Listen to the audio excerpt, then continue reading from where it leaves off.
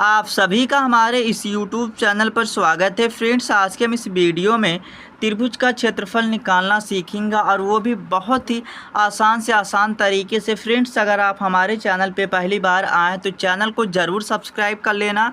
अगर वीडियो पसंद आता है तो वीडियो को ज़रूर लाइक कर देना। देखिए प्रश्न क्या कह रहा है, उस त्रिभुज का क्षेत्रफल ज्ञात कीजिए जिनकी क्रमशः भुजाएं 30 सेंटीमीटर, 20 सेंटीमीटर और 50 सेंटीमीटर हैं। ठीक है, तो यहाँ पर हम क्या करते हैं, सबसे पहले एक त्रिभुज को बना लेंगे। देखिए हमारा एक त्रिभुज हो गया जो कि हमने नाम दे दिया ABC और कहा गया क्रमशः, मतलब क्रम से मतलब लगातार। ठीक है, जो कि हमारा देखिए 30 सेंटीमीटर है, फिर 20 सेंटीमीटर है, फिर क्या है 50 सेंटीमीटर। देखिए यहाँ पर हमें इस त्रिभुज का क्षेत्रफल को निकालने के लिए यहाँ पर कुछ सूत्र की आवश्यकता पड़ेगी। हम उन सूत्र को समझ लेंगे। देखिए यहाँ पर लिखा है कि हिरोन का सूत्र, इसे त्रिभुज का क्षेत्रफल भी कहते हैं। ठीक है, मतलब त्रिभुज का क्षेत्रफल का यह क्या है, सूत्र। देखिए फ्रेंड्स, यहाँ पर इसे हिरोन का सूत्र क्यों कहा जाता है। देखिए इसे हिरोन का सूत्र इसलिए कहा जाता है, ठीक है, जैसे अगर कोई व्यक्ति है, ठीक है, व्यक्ति को एक छोड़ो, अगर गाँव में कोई लड़का है तो वो क्या रहता है, काला रहता है, उससे क्या कहते हैं, कलुआ कलुआ कहते हैं। कलुआ क्यों कहते हैं, क्योंकि वह काला है, तो काला के आधार पर रखा गया। ठीक है, तो इसी प्रकार इन्होंने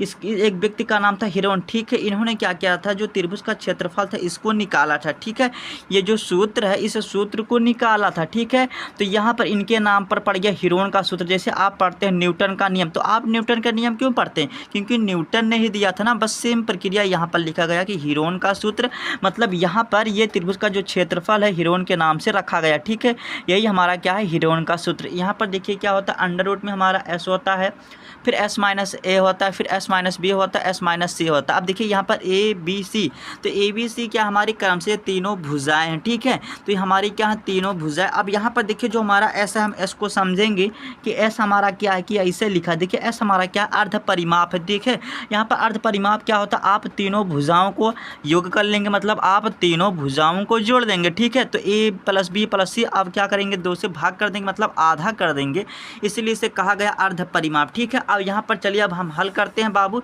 तब प्रश्न को और अच्छी तरह से हम समझेंगे। ठीक है, तो यहाँ पर हम सबसे पहले लिखते हैं हल। ठीक है, यहाँ पर हमने लिखा हल। अब देखिए फ्रेंड्स, आपको क्या करना है, सबसे पहले आप एस निकालेंगे, त्रिभुज कह रहे हैं, अर्ध परिमाप निकालेंगे। ठीक है, तो यहाँ पर आप क्या लिखेंगे, एस लिखेंगे। ठीक है, उससे पहले आप लिख लेंगे जो भी भुजा है। ठीक है, तो हमारा देखिए ए मतलब हमारा क्या है, ये हमारा क्या 30 सेंटीमीटर। ठीक है, ये हमारी क्या पहली भुजा है, फिर आपको कॉमा दे देना है, फिर आपको बी लिख लेना जो भी हमारा क्या है, तो हमारा देखिए बी क्या है 20 सेंटीमीटर, तो आपको ऐसे 20 सेंटीमीटर कर लेना, फिर आपको कॉमा दे देना है। और जो हमारा तीसरी भुजा क्या 50 सेंटीमीटर, तो आपको ऐसे 50 सेंटीमीटर कर लेना। ठीक है, तो मैंने बताया कि फ्रेंड हिरोन के सूत्र में त्रिभुज का क्षेत्रफल को निकालने के लिए सबसे पहले आप क्या करेंगे, अर्ध परिमाप निकालेंगे। ठीक है, तो यहाँ पर एस आपको निकाला, तो आप क्या लिखेंगे, यहाँ पर ए लिखेंगे, यहाँ पर हम काट देते हैं। ठीक है, यहाँ पर लिखेंगे एस बराबर आप लिखेंगे ए लिखेंगे प्लस बी लिखेंगे प्लस सी कर देंगे और 2 से क्या करेंगे, आप भाग कर देंगे। ठीक है, तो यहाँ पर आप एस बराबर लिखेंगे। अब देखिए हमारा ए और बी और सी का आपको मान रख देना। देखिए हमारा क्या हो जाएगा, 30 हो जाएगा, ए का मान 30 है, आपको 20 में प्लस कर देना। बी का मान हमारा क्या है 20 है, तो आपको 20 कर देना। और सी का मान हमारा क्या है 50 है, आपको 50 कर देना, और ऐसे आपको क्या करना, 2 से भाग कर देना। ठीक है, इतना करने के बाद अब आपको क्या करना, आपको यहाँ पर जोड़ देना। देखिए हमारा 50 20 हमारा क्या हो गया 70 हो गया, 70 30 हमारा क्या हो गया 100 हो गया। आप इसे 2 से भाग कर देंगे तो ये हमारा निकल के आ गया 50। ठीक है, तो हमारा देखिए जो एस का मान निकल के आया क्या हो गया 50 निकल के आया। ठीक है, एस का मान मतलब हमने अर्ध परिमाप क्या किया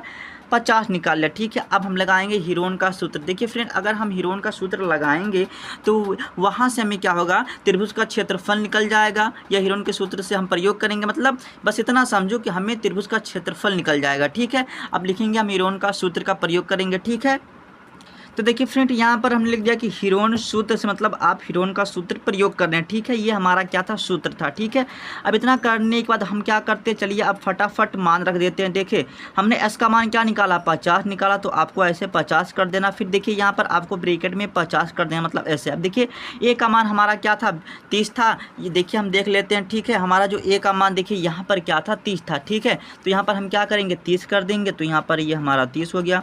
फिर यहाँ पर देखिए हमारा एस है, तो एस का मान हमारा क्या है 50, तो आपको ऐसे क्या कर देना 50 कर देना, फिर बीच में क्या कर देना माइनस। अब बी का मान हमारा क्या था 20 था, तो आपको ऐसे 20 कर देना, ठीक है। अब इतना करने के बाद यहाँ पर देखिए हमारा एस हमने क्या निकाला 50 निकाला है।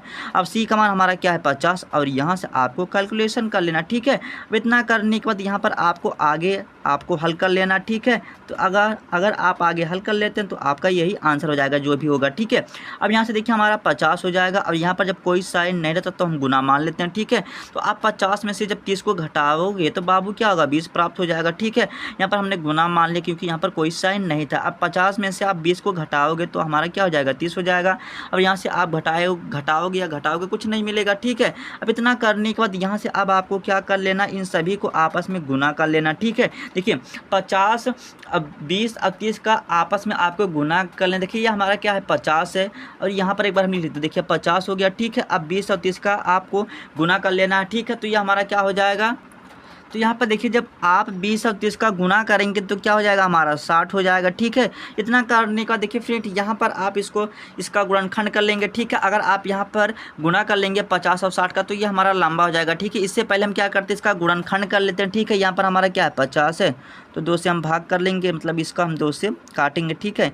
हमारा 25 हो जाएगा, फिर ये हमारा 5 हो जाएगा, फिर ये हमारा 5 हो जाएगा, ठीक है। तो यहाँ पर हम 50 को ऐसे लिख सकते हैं। देखिए यहाँ पर आप इसको लिख सकते हैं 50 को, देखिए 2 गुने 5 के रूप में लिख सकते हैं। बीच में हमारा क्या है गुना। अब यहाँ पर आपको क्या करना 60 का अभाज्य गुणनखंड कर लेना, ठीक है। यहाँ पर 60 लिखिए, अब 2 से भाग कीजिए, ठीक है।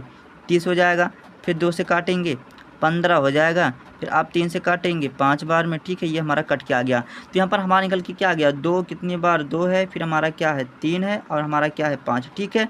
अब यहाँ पर आपको देखना है किसका किसका जोड़ा बन रहा है, ठीक है। तो यहाँ पर देखिए हमारा 2 एक बार है, मतलब 2 बार है, ठीक है। एक इसका जोड़ा बन गया। देखिए हमारा 5 क्या है 2 बार है, यहाँ पर इसका भी जोड़ा बन गया। अब यहाँ पर जो जोड़ा बनता है उसे क्या करते एक हम बाहर ले लेते हैं। जैसे यहाँ पर 5 2 बार है तो एक 5 हमारा क्या हो जाएगा बाहर हो जाएगा। जैसे यहाँ पर 2 है तो एक हमारा 2 बाहर हो जाएगा, ठीक है। अब जो नहीं बचता है उसे हम करनी के अंदर रखते हैं। यहाँ पर हमारा क्या है 2 हो जाएगा, फिर गुने में यहाँ से हमारा क्या बचा 3 बचा, और फिर हमारा क्या बचा 5 बचा, ठीक है। अब यहाँ पर 5 दुनिया क्या होता है हमारा 10 हो जाएगा, फिर यहाँ पर अंडर रूट कर देना। अब यहाँ पर आपस में इन सभी को गुना कर लेना, ठीक है।